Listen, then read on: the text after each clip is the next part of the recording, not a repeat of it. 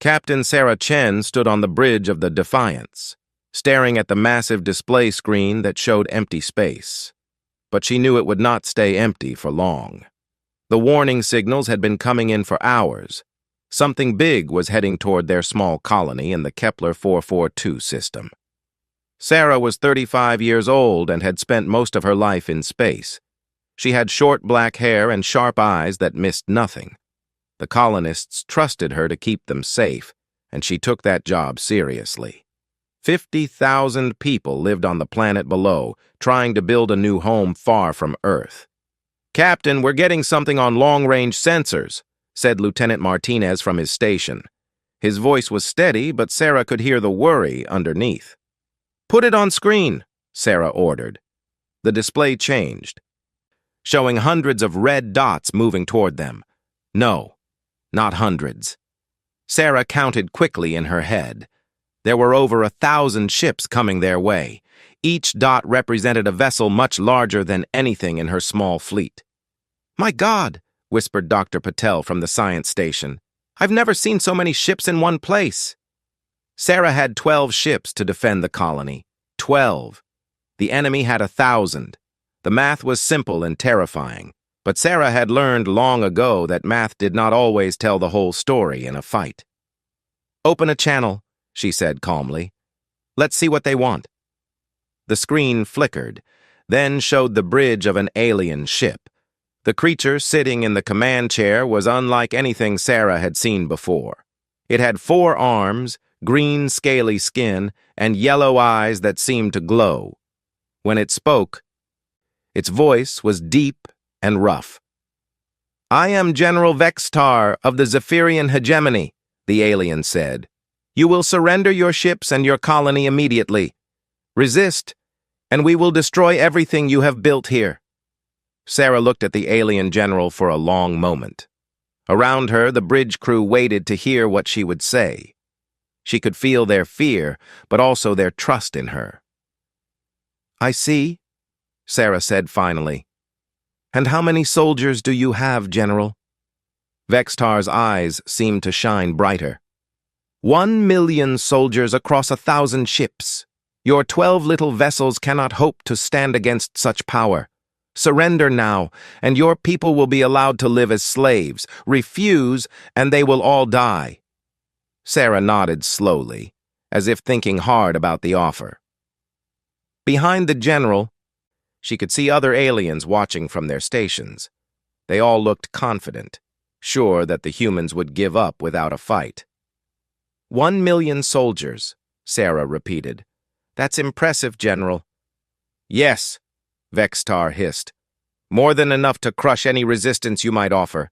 Your weapons are primitive. Your ships are small and weak. You have no chance."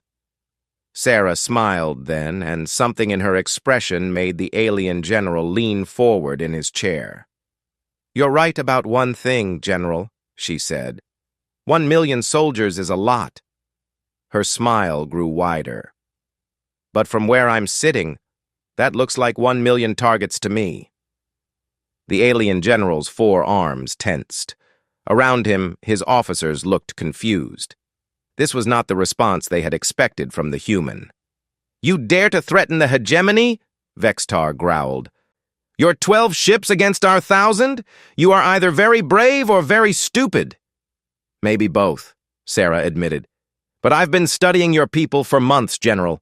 Every battle record we could get our hands on. Every tactical report. And I've noticed something interesting about how you fight." "And what is that?" the general asked, his voice now cold and dangerous. "You always win the same way. Overwhelming force. Show up with more ships than the enemy can handle, and they surrender before the real fighting starts. It's worked for you for hundreds of years." "Because it is the smart way to fight," Vextar said.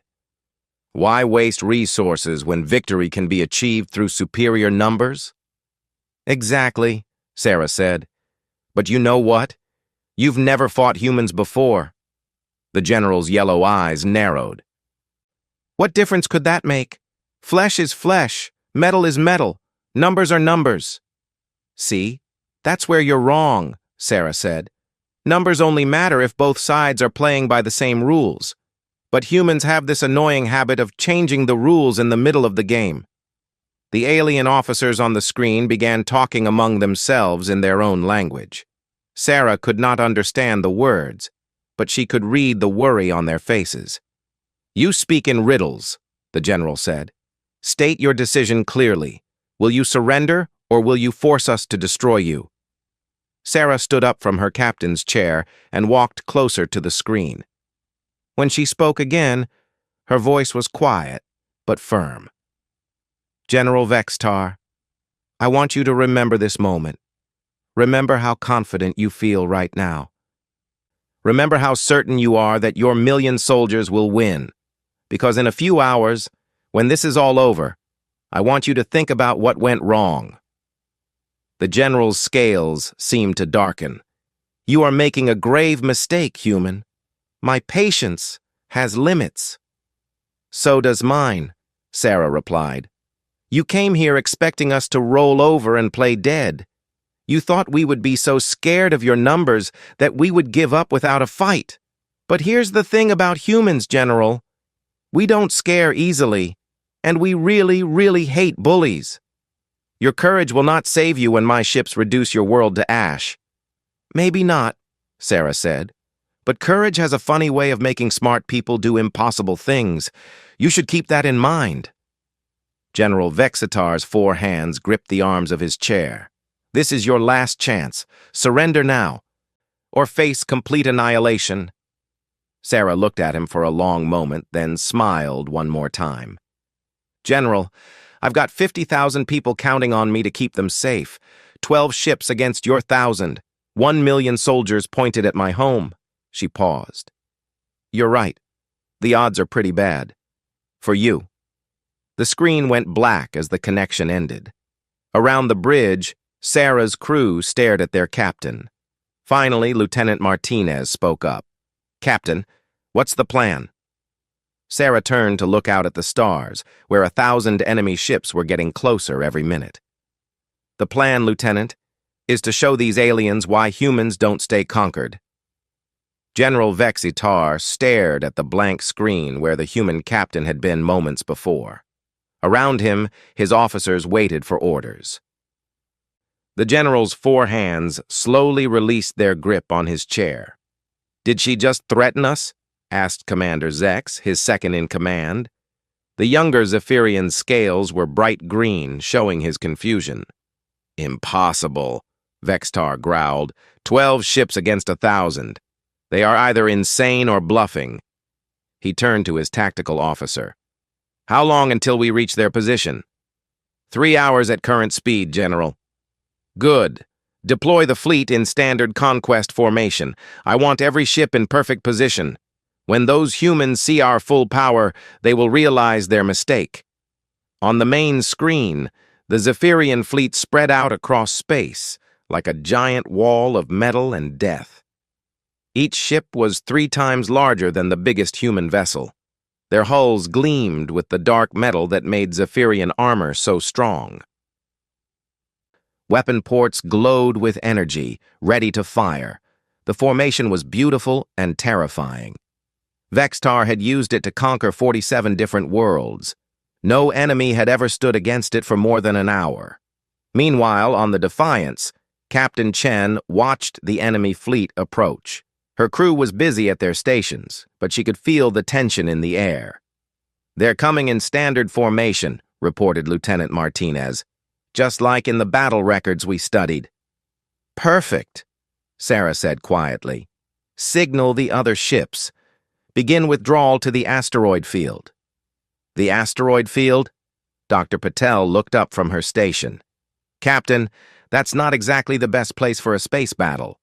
"Depends on what kind of battle you're planning," Sarah replied with a small smile. The 12 human ships began moving away from the Zephyrian fleet. To anyone watching, it looked like they were running in fear. The vessels moved quickly toward a large field of asteroids that circled the outer edge of the star system. On the Zephyrian flagship, officers cheered as they watched the humans retreat. "Look at them run!" laughed Commander Zex. "I told you they were bluffing." but General Vexitar frowned as he studied the tactical display. Something felt wrong. The human captain had been too calm, too confident. In his long career, he had learned to trust his instincts. "Why the asteroid field?" he muttered to himself. "General?" Commander Zex heard him. "Nothing. Continue the advance, but tell all ships to be ready for anything." As the hours passed, the human fleet reached the asteroid field and disappeared among the floating rocks. The asteroids were huge, some as large as small moons. They provided perfect cover for ships trying to hide. The Zephyrian fleet followed, still in their perfect formation. The general had to admit the humans had chosen their hiding place well. The asteroids would make targeting difficult. "General," called the tactical officer, "we're receiving a transmission from the human ships." "Put it through." Captain Chen's face appeared on the screen again. She was standing on her bridge, looking calm and ready. "General Vexitar, I wanted to talk before we begin. I have a question for you." "More threats?" the general asked. "Just curiosity. In all your battles, has anyone ever made you change your tactics?" Vexitar considered the question. "Why would they? Superior numbers and overwhelming force always win. It is the natural order." "See, that's what I thought you'd say. Your people have been using the same strategy for centuries. Same formation, same approach, same result. It must get boring after a while." "Victory is never boring," the general replied. "But victory against the same kind of enemy, fighting the same way every time, that's not really a test of skill, is it?" The alien officers looked at each other. The human was talking like she had already won the battle. "You speak as if you know something we do not," Vexitar said carefully. "Maybe I do. Tell me, General, what do you know about human history?" "Very little. You are a young species, barely out of your home system." Sarah nodded. "True. But we've been fighting wars on our planet for thousands of years, against each other. And you know what we learned?" "What?" "The side with more soldiers doesn't always win. Sometimes the side with better ideas wins. Sometimes the side that can adapt faster wins.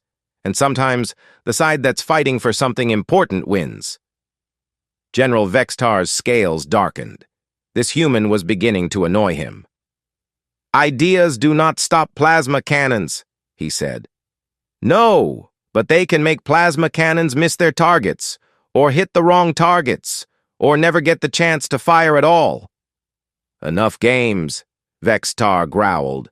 "Come out and fight or watch your colony burn." "Oh, we'll fight," Sarah said, "but not the way you expect. See, you've been conquering people who fight like you do. Line up their ships, match your numbers against theirs. Winner takes all. But humans learned a long time ago that there are other ways to fight." "Such as?" Sarah's smile returned. "Ever heard the story of David and Goliath, General?" Before Vexitar could answer, the transmission cut off again. The general sat in silence for a moment, thinking. Around him, his officers waited for orders. The asteroid field loomed ahead, full of hiding places and shadows. "Sir," Commander Zex asked quietly. "Proceed with the attack," Vexitar said finally, "but tell all ships to be extra careful. Something about this feels wrong." The Zephyrian fleet entered the asteroid field, maintaining their perfect formation. Their sensors swept the area, looking for the hidden human ships. The rocks were large and numerous, creating a maze of hiding spots. "Contact!" shouted the sensor officer. "I'm reading human ships scattered throughout the field." "How many?" "All 12, sir. They're spread out, moving independently." Vexitar studied the tactical display. The human ships were not staying together. Instead, they had split up and were moving in different directions among the asteroids. It was not a formation he recognized. "What are they doing?" Commander Zex asked. "I don't know," the general admitted. "But we have them outnumbered by more than 80 to 1. It doesn't matter what tricks they try." But even as he spoke the words, General Vexitar felt a cold chill run down his spine. The human captain had been too confident, too calm, and now her ships were moving in patterns that made no sense, unless they were not really trying to fight a traditional space battle at all. "General," the tactical officer called out suddenly, "I'm detecting some kind of activity on several asteroids. Energy readings, movement. I can't tell what they're doing." Vexitar leaned forward in his chair. "Show me." The screen displayed several large asteroids scattered throughout the field.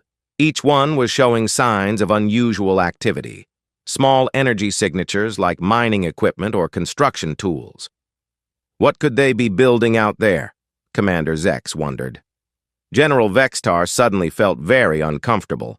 He had spent his whole career fighting enemies who followed the rules, but this human captain had already made it clear she didn't care about rules. "All ships," he ordered, "prepare for immediate combat. I don't like this." In the distance, hidden among the asteroids, Captain Chen smiled as she watched the Zephyrian fleet enter her trap. The Zephyrian fleet moved deeper into the asteroid field, their massive ships gliding between the floating rocks like giants walking through a forest. General Vexitar watched the tactical display, counting the distances between his vessels. Perfect formation, just as it should be. "All ships report ready for combat," Commander Zex announced. "Weapons charged, shields at maximum." "Good," Vexitar replied. "Begin targeting the human vessels. I want this over quickly." Suddenly, every screen on the bridge lit up with warning signals. Red lights flashed throughout the ship as the computer systems detected something wrong. "General," shouted the sensor officer, his voice high with panic. "The asteroids! They're all showing massive energy spikes!" Vexitar spun around in his chair. "What kind of energy?" Before anyone could answer, the first asteroid exploded. But it wasn't a normal explosion. Instead of flying apart in all directions, the asteroid burst outward like a giant shotgun shell. Millions of rock fragments, each the size of a small vehicle, shot out in carefully aimed directions. They had been accelerated to incredible speeds, turning them into deadly projectiles. The fragments slammed into the Zephyrian ships with devastating force. The aliens had arranged their fleet in tight formation, each vessel close to the others for maximum intimidation. Now that formation became a death trap. "Shields down on the destroyer," someone screamed over the communication system. "The Victory is reporting hull breaches. Conquest has lost main engines."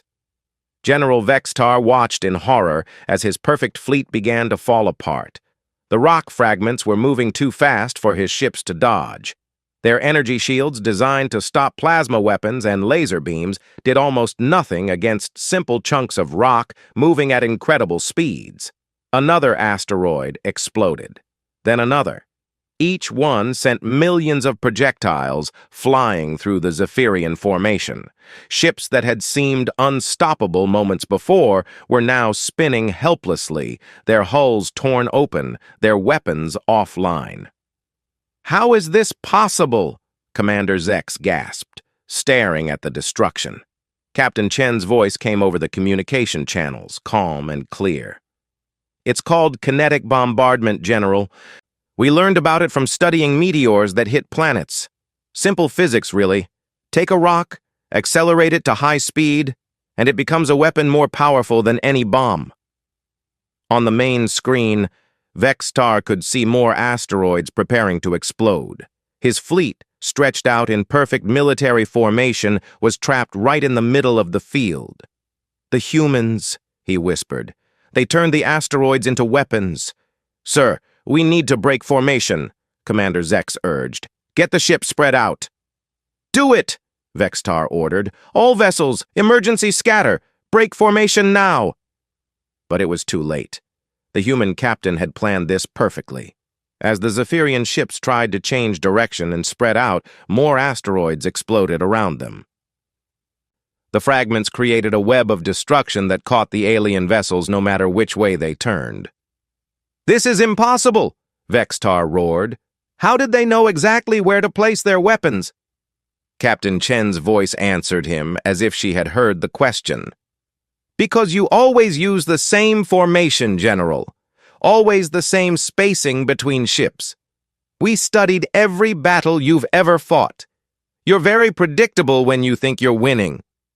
The general's 4 hands gripped his chair so hard his claws dug into the metal. Around him, his bridge crew struggled to deal with damage reports coming from across the fleet. "Domination is dead in space. Terror has lost life support. Annihilation is requesting immediate evacuation."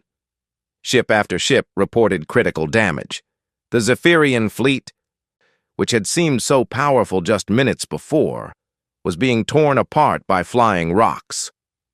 "General," the communication officer called out, his voice shaking, "I'm getting reports that some of our ships are colliding with each other." Vexitar looked at the tactical display and saw the truth. His ships, trying desperately to escape the asteroid bombardment, were crashing into each other. The tight formation that was supposed to show their strength had become their weakness. "How many ships have we lost?" he asked quietly.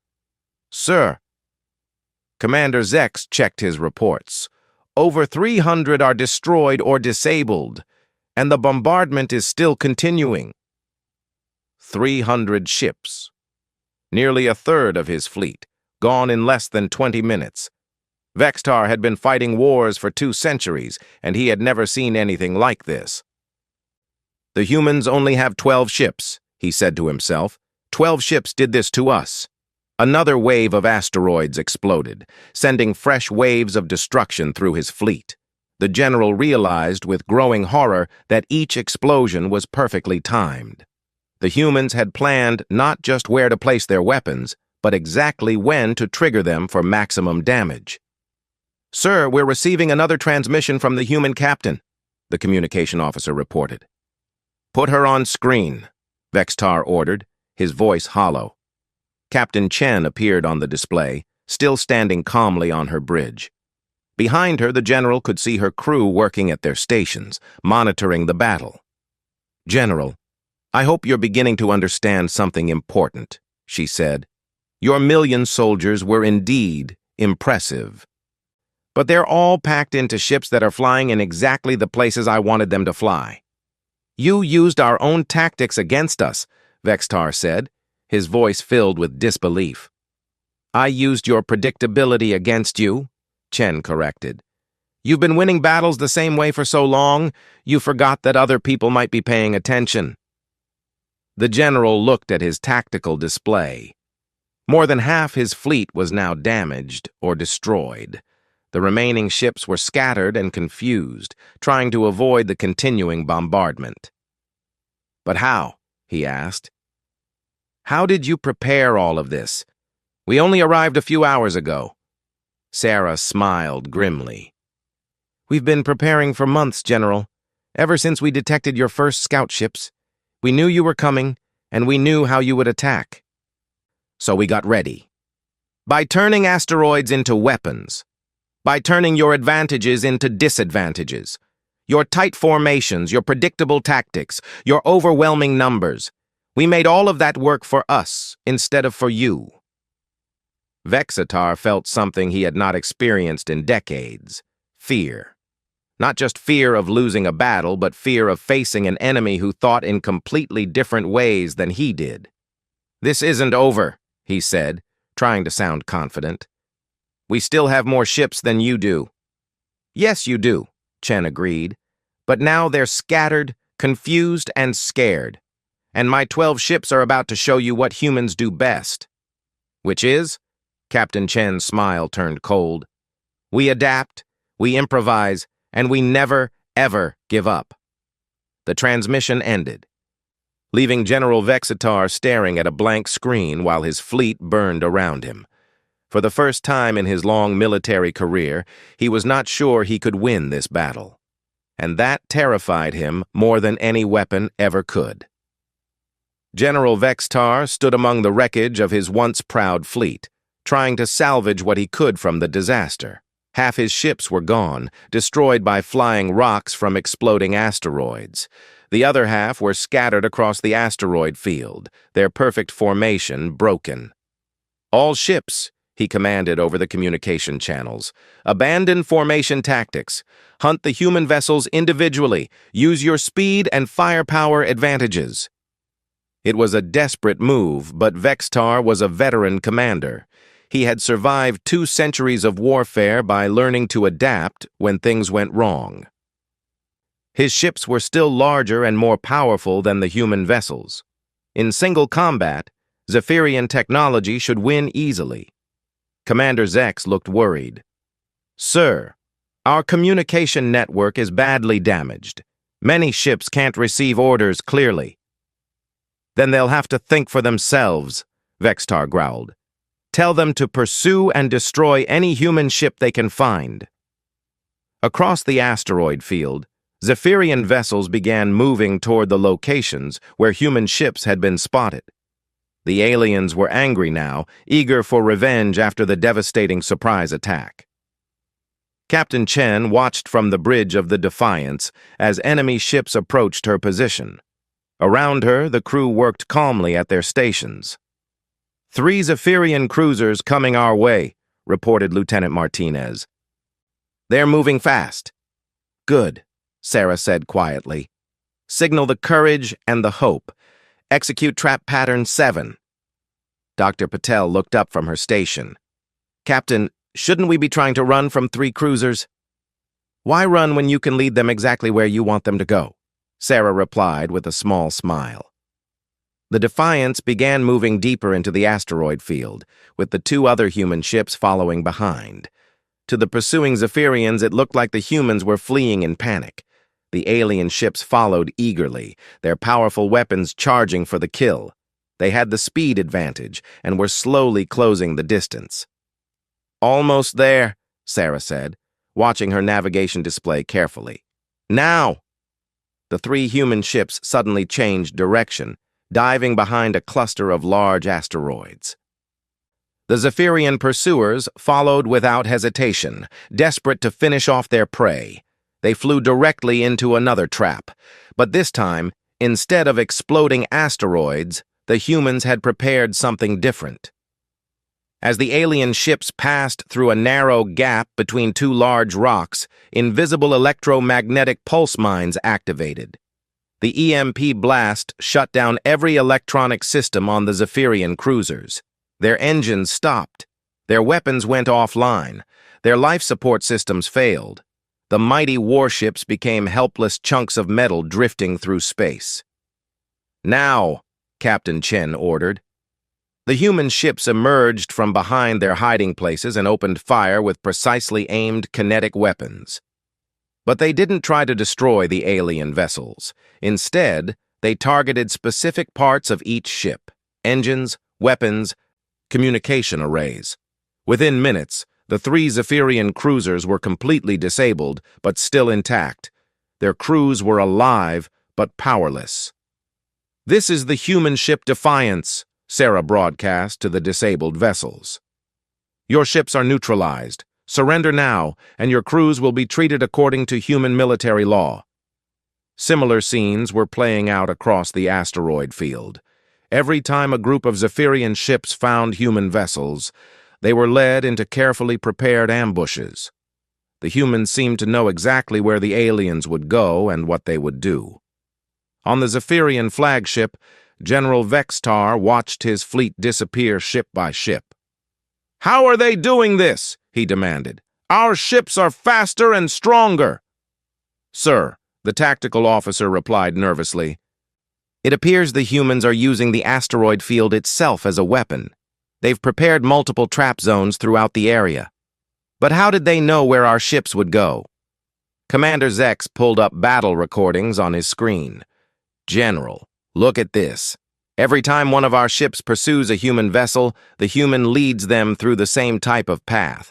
Between large asteroids, through narrow passages, around blind corners." Vextar studied the recordings and slowly began to understand. "They're hurting us. Like animals." "Yes, sir. And every path leads to a trap." The general's 4 arms clenched into fists. The humans weren't just fighting his fleet. They were controlling it. Every move his ships made was exactly what the enemy wanted.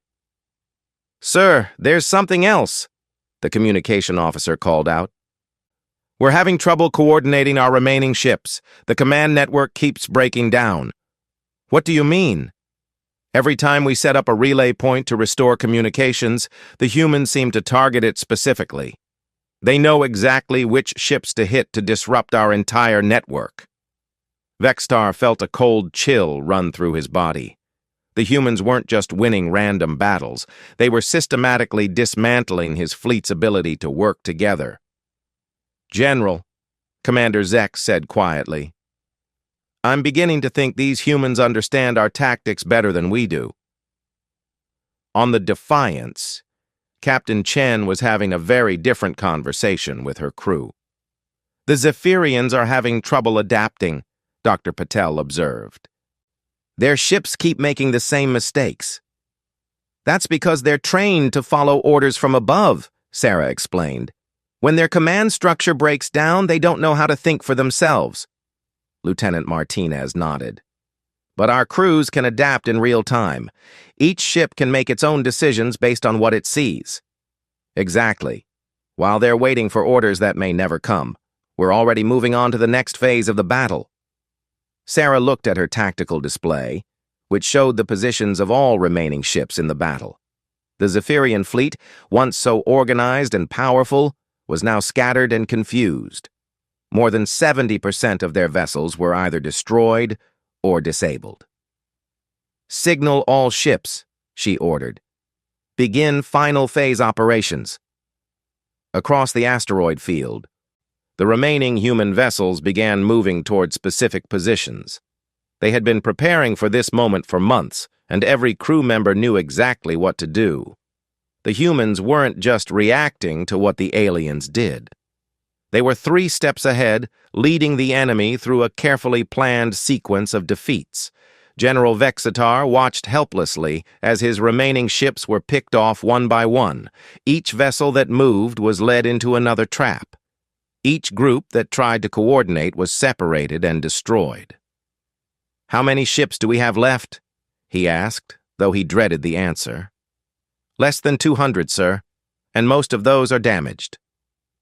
200 ships out of 1,000. 800 vessels destroyed or captured by just 12 human ships. "This is impossible," Vextar whispered. "No one defeats the hegemony like this." "Sir," the communication officer said hesitantly, "we're receiving another transmission from the human captain." "Put her through." Captain Chen appeared on the screen once more. But this time, something was different about her expression. She looked almost sad. "General Vextar," she said quietly, "I want you to understand something. We didn't want this fight. We're just people trying to build a new home among the stars." "Then why?"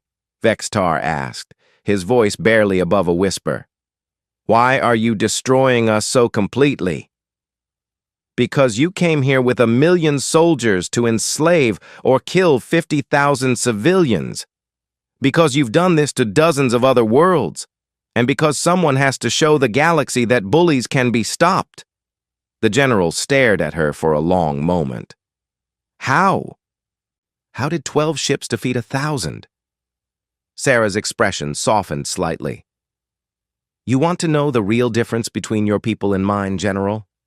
When one of your ships loses contact with command, it becomes helpless. When one of our ships is on its own, it becomes more dangerous." "I don't understand." "Every human on these ships can think, plan, and adapt independently. They don't need orders from me to know what to do. But your soldiers have been trained to follow commands, not to think for themselves." Vextar realized she was right. His crews were waiting for orders while hers were already executing new plans. "This battle is over, General," Captain Chen said gently. "Surrender now, and no more of your people need to die." General Vextar looked around his bridge at his remaining officers. They were all looking at him, waiting for orders they knew would never come. For the first time in his long career, he had no idea what those orders should be. The bridge of the Zephyrian flagship was silent, except for the quiet hum of damaged systems trying to repair themselves. General Vextar sat in his command chair, staring at the tactical display that showed the complete destruction of his fleet. Out of 1,000 ships, only 97 were still capable of fighting. The rest were either destroyed, disabled, or floating powerless in space. His MillIon soldiers had been reduced to fewer than 100,000, and most of those were trapped on ships that could barely function. "Sir," Commander Zek said quietly, "the humans are broadcasting on all frequencies. They're offering medical assistance to our damaged ships." Vexatar looked up in surprise. "Medical assistance? To their enemies?" "Yes, sir. They say any ship that needs help with life support or medical emergencies should signal them immediately." The general's mind struggled to understand this. In 2 centuries of warfare, he had never heard of an enemy offering to help wounded foes during a battle. "Are they trying to trick us somehow?" "I don't think so, sir. 3 of our ships have already accepted their help. The humans sent medical supplies and repair teams. They're actually saving our people's lives." Vextar stared at the screen showing the positions of both fleets. Human ships were moving between the wreckage, offering assistance to anyone who needed it. They weren't attacking the remaining Zephyrian vessels. They were helping them. "I don't understand these humans," he said finally. "Sir," the communication officer interrupted, "Captain Chen is requesting to speak with you again." "Put her through." Captain Sarah Chen appeared on the screen. She looked tired, but calm. Behind her, Vextar could see her crew continuing to work at their stations. "General," she said simply, "it's time to end this." Vextar looked around his bridge one more time, then back at the human captain. "What are your terms?" "Surrender your remaining ships and weapons. Your crews will be treated as prisoners of war according to human law. That means medical care, proper food, and safe living conditions until we can arrange to send you home." "Home?" Vextar was confused. "You're not planning to execute us?"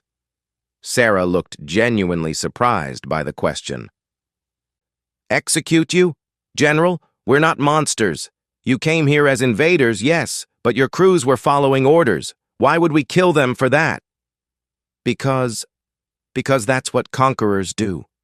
The strong destroy the weak. "Maybe that's how the hegemony does things," Sarah said gently. "But that's not how humans do things.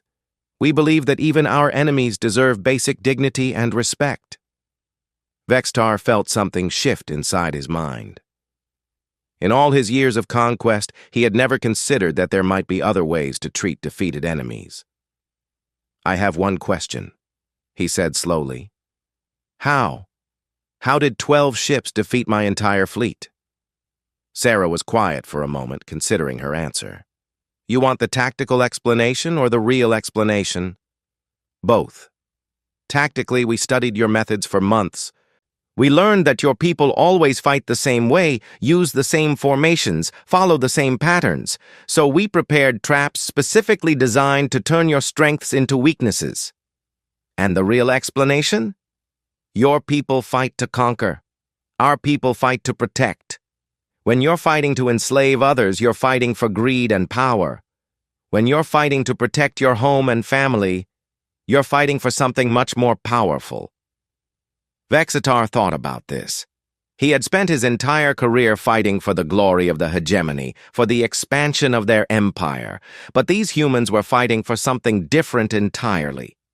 "There's something else," Sarah continued. "Your soldiers are trained to follow orders without question. Ours are trained to think for themselves.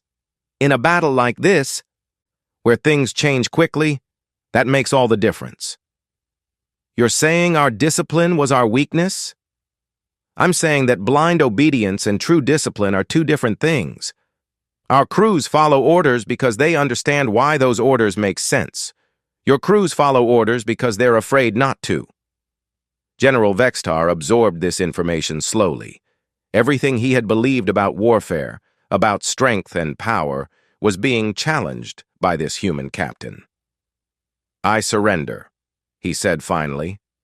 My remaining ships will stand down. Thank you, General. Your decision will save a lot of lives. Over the next several hours, Zephyrian ships throughout the asteroid field began powering down their weapons and surrendering to human forces. Medical teams from the human fleet worked alongside alien crews to treat the wounded and repair damaged life support systems. Vextar found himself aboard the Defiance, sitting in what the humans called a conference room. It was smaller and simpler than anything on his old flagship, but somehow more comfortable. Captain Chen sat across from him, along with Dr. Patel and Lieutenant Martinez. They had brought him food that his species could eat and made sure he was treated with respect, despite being a prisoner. General, Sarah said, I need to ask you about something important. The hegemony has conquered dozens of worlds. What happens to those people now? What do you mean? When word of this battle spreads, those conquered species are going to know that the hegemony can be defeated. They might start asking for their freedom back. Vexatar hadn't thought about this. For the first time, he considered what this defeat might mean for the rest of the galaxy. The hegemony's power comes from fear, he realized. If that fear is gone... Exactly. Other species might start fighting back. And they'll use the same tactics we used, studying your weaknesses, adapting to your methods, fighting smarter instead of just fighting harder. The general looked out the window at the wreckage of his fleet floating in space. Each destroyed ship represented the end of the hegemony's reputation for invincibility. You've started something that will spread across the galaxy, he said quietly. We hope so, Sarah replied. Every species deserves the right to be free. The strong shouldn't rule the weak just because they can. Dr. Patel leaned forward. General, we've been studying your people's history. The hegemony wasn't always an empire, was it? Vexatar was surprised by the question. No.